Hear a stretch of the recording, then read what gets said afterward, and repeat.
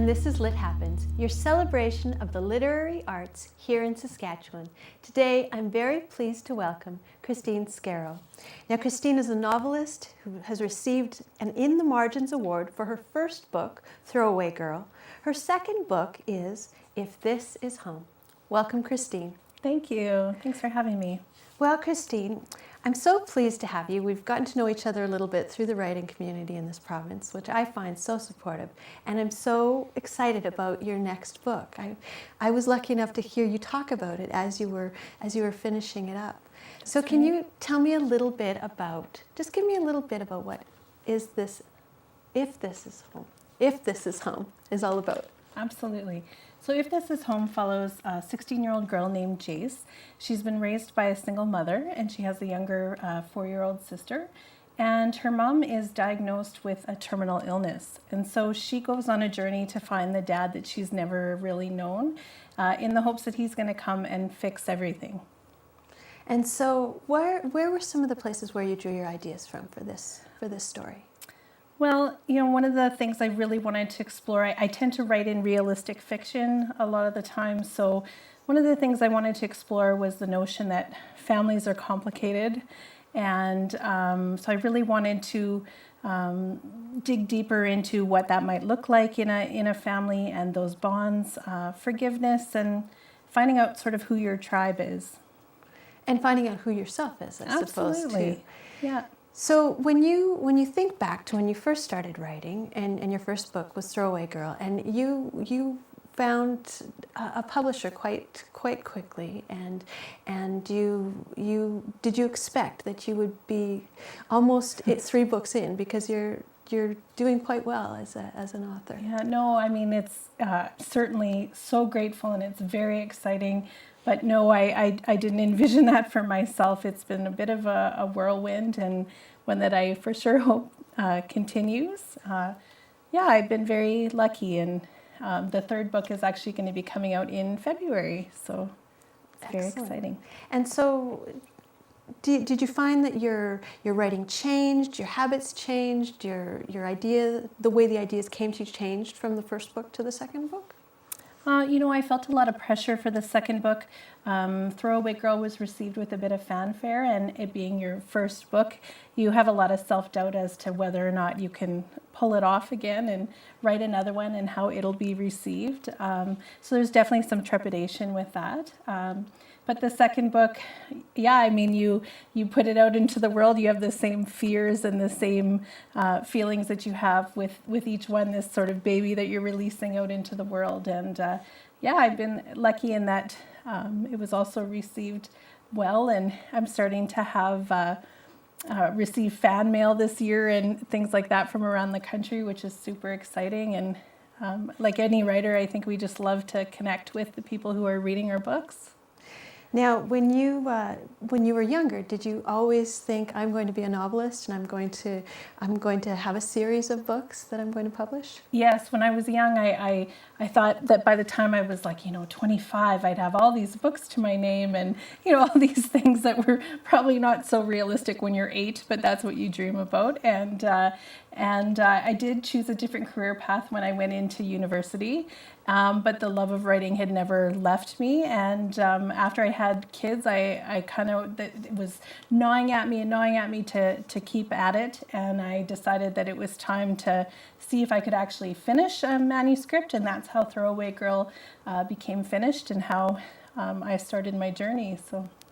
And so, do you have favorite scenes in the books that you remember and think, wow, I'm so glad I had that idea?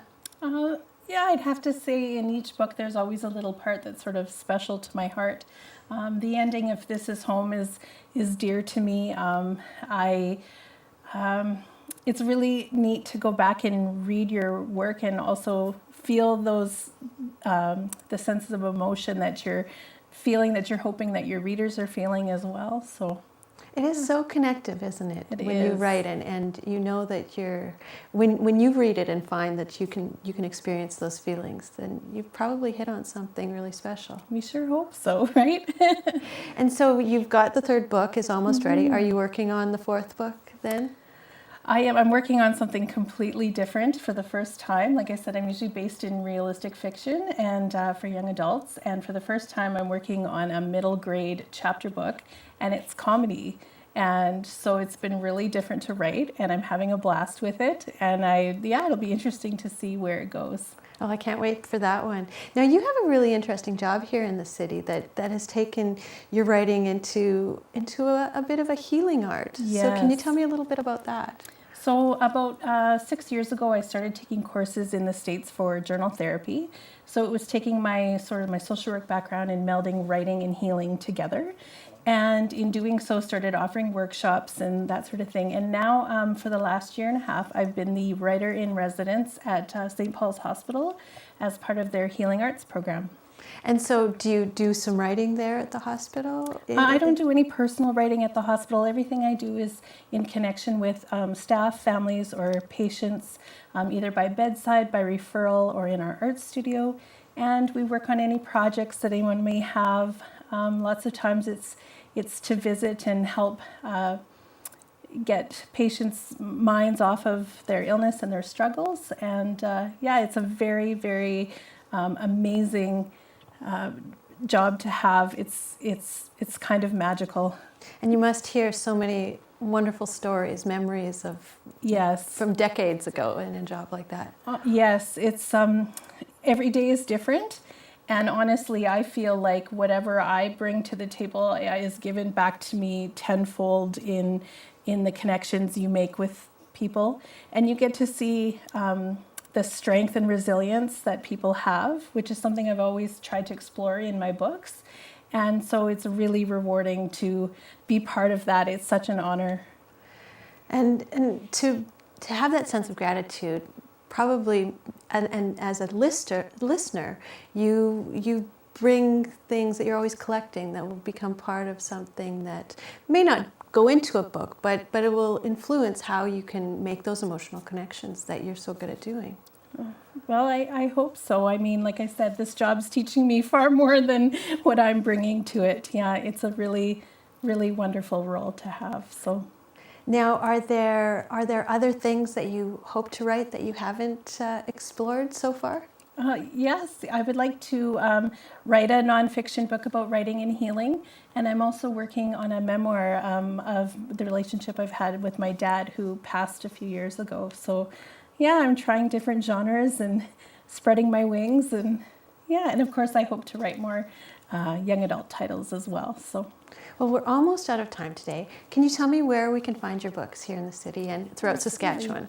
Sure, yeah. They're available at basically any book retailer, as well as online, either in as an ebook or in print format.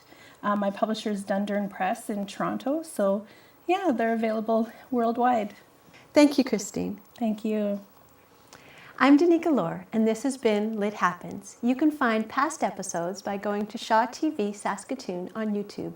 You can find me on Twitter or Facebook, and if you'd like to contact me, my email is danicalorer@gmail.com. Thanks for watching.